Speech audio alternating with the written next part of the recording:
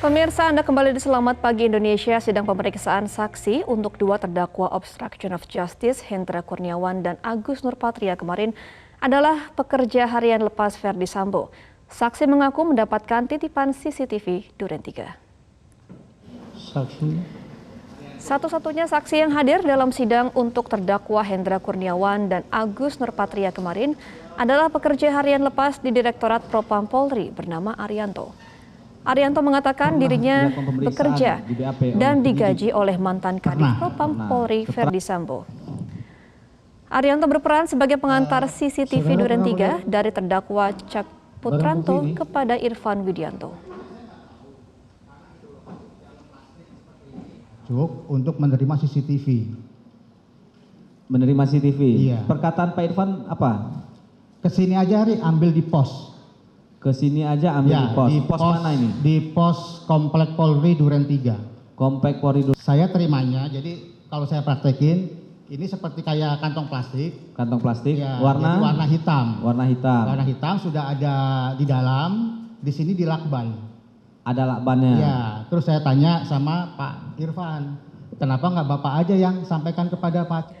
Pemirsa, perlahan kronologi peristiwa pembunuhan Yosua di rumah Duren 3 mulai menemukan titik terang. Salah satunya adalah dari kesaksian Azan Romer, mantan ajudan Verdi Sambo yang menunjukkan keterlibatan Sambo sebagai eksekutor dalam penembakan Yosua kian terlihat jelas. Namun unsur apa lagi yang akan digali oleh majelis hakim? Kita akan membahasnya dengan pakar hukum pidana, Bapak Jamin Ginting. Selamat pagi, Pak Jamin.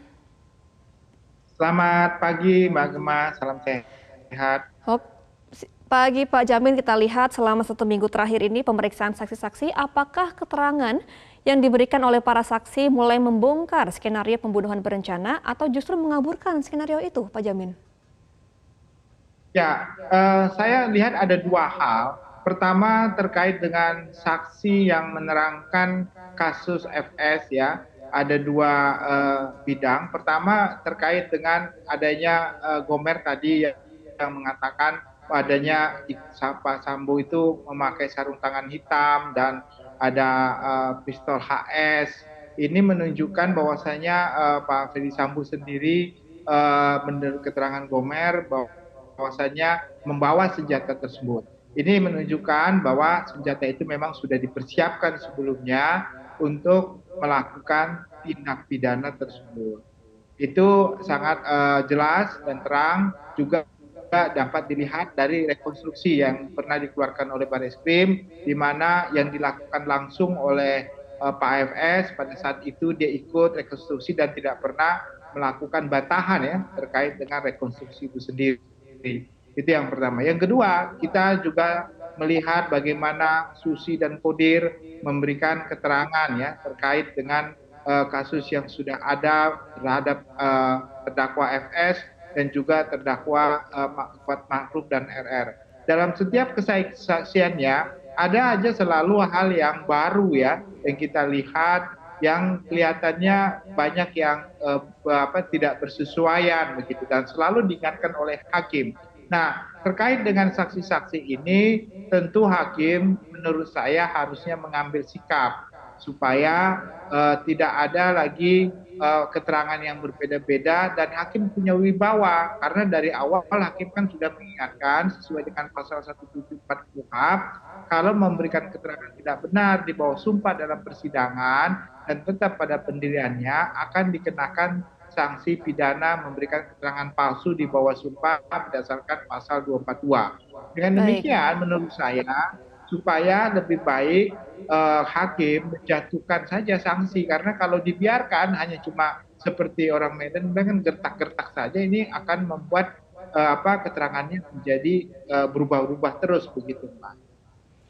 Baik, Pak Jamin, kalau kita lihat dari pihak Verdi Sambo, apakah masih ada upaya untuk menjadikan kasus ini sebagai kasus pembunuhan biasa, bukan berencana, Pak Jamin?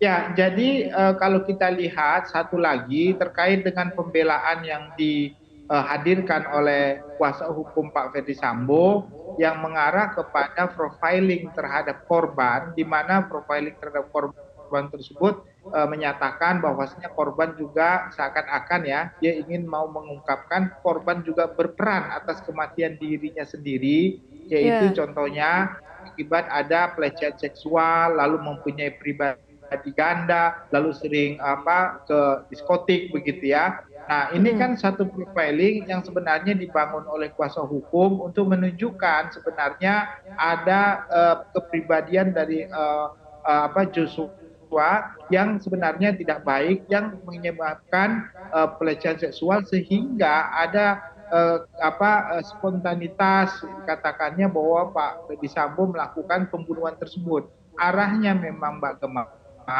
apa yang didalilkan oleh kuasa hukum itu ingin menghindari kliennya ini Pak Ferdy Sambo dikenakan pasal pembunuhan berencana di 340. Jadi Baik. mereka berusaha untuk masuk ke pasal 338 begitu.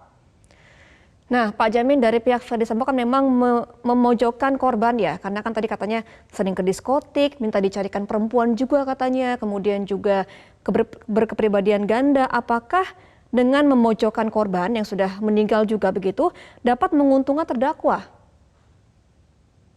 Ya, jadi kita lihat dalam sistem hukum kita, Mbak Gemma, kalau dalam sistem hukum kita ini yang perlu dijelaskan dalam kasus pembunuhan ini adalah mengaburkan unsur pasal-pasal yang didakwakan, 340 maupun 338. Baik, Profiling ini sebenarnya sangat bagus bila kita masuk ranah ketentuan hukum common law system. Karena common law system adalah untuk meyakinkan juri bahwa pembunuhan ini ada peran dari korban begitu sehingga juri merasa bahwa kesalahan itu bukan semata-mata dikarenakan oleh pelaku tetapi korban berperan sehingga bisa juga bebas, tapi itu baik, atas rasa keadilan yang hidup dalam masyarakat melalui juri.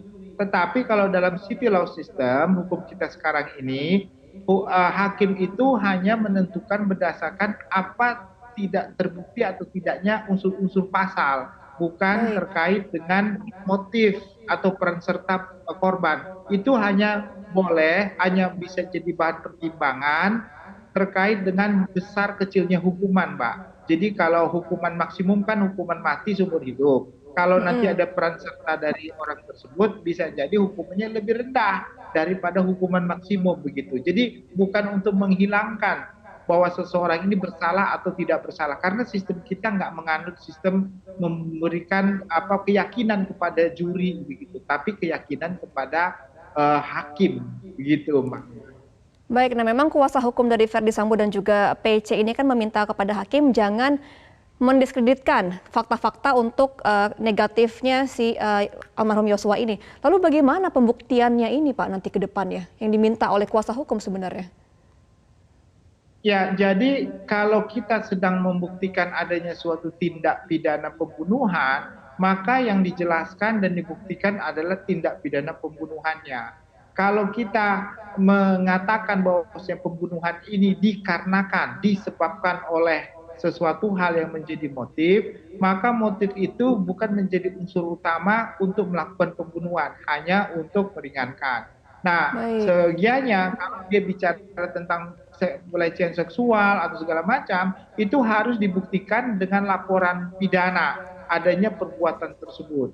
Jadi baik. bukan persangkaan. Ya, kalau kan sudah pernah dulu dilaporkan, harusnya seperti itu dilaporkan lagi adanya contohnya tindak pidana itu di Magelang, bukan di Duren 3 yang pernah dilaporkan tapi di SP3. Begitu, Mbak.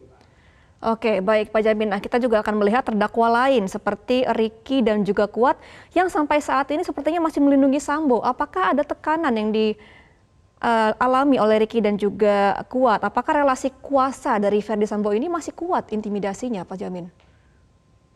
Ya, saya kira apa yang kita lihat menunjukkan bahwasannya saksi-saksi juga seperti saksi Kodir dan Susi ya, relasi kuasa itu masih melekat dalam diri mereka. Mereka masih bekerja mungkin ya dalam rumahnya, masih menerima gaji bahkan sampai saksi-saksi itu dititipkan anak-anaknya. Loh, kalau dititipkan anak-anaknya berarti kan ada sesuatu yang harus dititipkan juga untuk menjaga anak tersebut ya, biaya dan lain segala macam.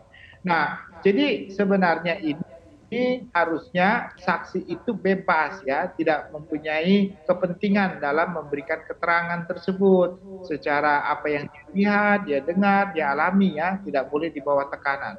Kalau saya lihat sih kelihatannya masih ada tekanan sehingga waktu pengacaranya bertanya dia lancar memberikan keterangan. Tetapi waktu hakim JPU dia banyak mikir, ada waktu jeda, sela ya, sehingga dia harus berupaya bagaimana supaya kalimatnya tidak merugikan terdakwa karena dia masih khawatir, masih takut kalau sampai apa yang dia ucapkan merugikan. Nah ini kan kelihatan ya secara faktual ya kita lihat bagaimana di persidangan tersebut. Sehingga ya kita yakin bahwa masih ada relasi kuasa tersebut begitu. Oke, Pak Jamin, saya juga akan bertanya mengenai apakah terdakwa yang hanya menjalani suruhan dari Sambo dapat dituntut lebih ringan daripada Ferdi Sambo. Tapi tahan dulu Pak Jamin, karena kita akan kembali usai jeda. Pemirsa tetap bersama kami di Selamat Pagi Indonesia. Pemirsa, Anda kembali di Selamat Pagi Indonesia. Arsyad Daifa, saksi dalam sidang kasus obstruction of justice pembunuhan Yosua, mengaku melihat jasad almarhum dalam posisi terlungkup dan berlumuran darah. Arsyad mengaku saat itu dirinya berada di TKP setelah dihubungi oleh atasannya. Waktu kejadian, apakah saudara bisa hadir di Komplek Duren 3 tanggal 8 sore? Pada tanggal kami hadir, tanggal 8 kami hadir. Ya, apa kegiatan di situ? Selaku kanit. Pada saat itu kami diajak kanit kami untuk merapat ke TKP yang kami saat itu tidak tahu ada TKP apa. Kami hanya diperintah kasat kami untuk merapat ke TKP. Setelah kami merapat, kami dijelaskan oleh kasat kami, AKBP Ridwan Soplanit, kami dijelaskan bahwa ada terjadi tembak-menembak antara anggota. Jadi udah tahu ya ada kejadian. Kami baru mengetahui setelah kami sampai di TKP. Ya. Kemudian sampai jam berapa di situ? Pada saat itu saya tidak lama, karena pada saat saya masuk melihat ada mayat, saya langsung diperintahkan kasat dan kanit untuk mencari ambulan. Terus dapat ambulan? Kami dapat ambulan. Apa ikut mengikuti proses pengangkatan jenazah selaku penyidik di situ? Ikut. Nah, apa yang saudara lihat di situ? Pada saat itu hanya ada mayat terkelungkup dan banyak darah. Terus apa yang saudara lakukan selaku penyidik di situ? Apakah melakukan olah TKP?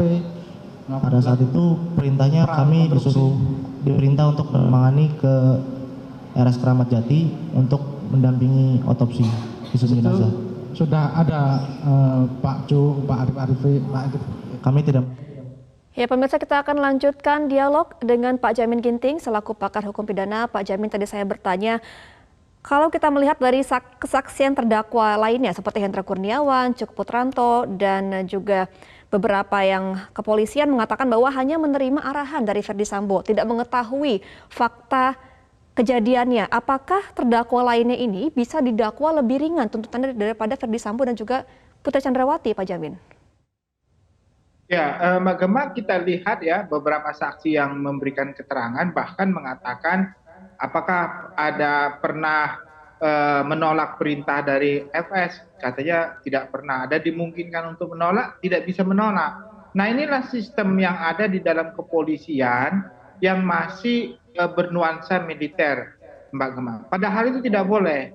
Ya, sejak polisi memisahkan diri dengan militer, maka yang dihormati, yang diperintah itu nggak boleh taat kepada komandan. Dia harus taat kepada undang-undang, peraturan. Polisi itu bukan militeristik tapi humanistik. Ya, jadi dia lebih humanistik. Dia sama kayak sipil. Makanya kalau ada kasus dia di pengadilan negeri seperti ini, nggak di pengadilan militer. Tetapi realitanya kita lihat hal itu tidak bisa dihindari. Bahkan anak-anak buah Ferdi Sambo ini yang walaupun mereka tidak menyadari perintah itu adalah perintah yang tidak sah, mengetahui, tetapi tetap melaksanakan. Nah, bagaimana keadaan seperti ini?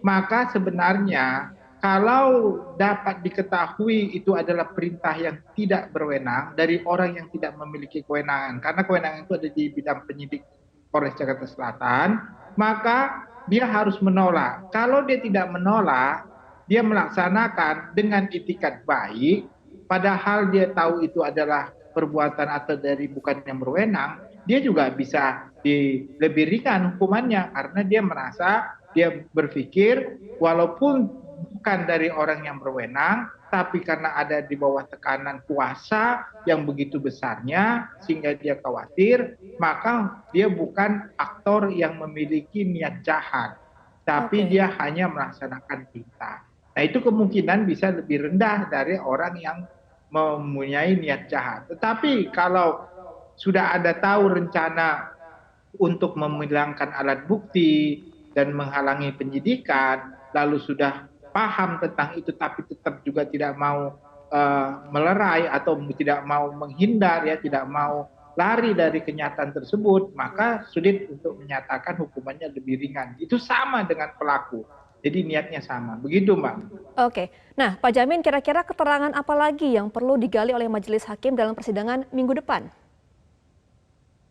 Ya, tentu hal yang sudah ada yang saat ini harus yang diperiksa yaitu dari para penyidik, ya, para penyidik-penyidik di Polres itu nanti menjadi saksi di beberapa kasus berikutnya untuk melihat apakah ada di situ, ya, karena mereka melihat sendiri mayat tadi, seperti tadi ya, penyidik melihat mayat lalu melihat apa kejadian-kejadian seperti itu, berarti mereka fakta-fakta yang melihat benar-benar ada. Lalu hal yang penting yang cukup menarik nantinya adalah pemeriksaan terhadap ahli forensik, ahli balistik, ya, terhadap uji terhadap proyektil tersebut. Nah, ini bisa Baik. membuktikan sebab kematian orang tersebut apakah satu tembakan, satu jenis senjata yang sama atau jenis senjata yang berbeda.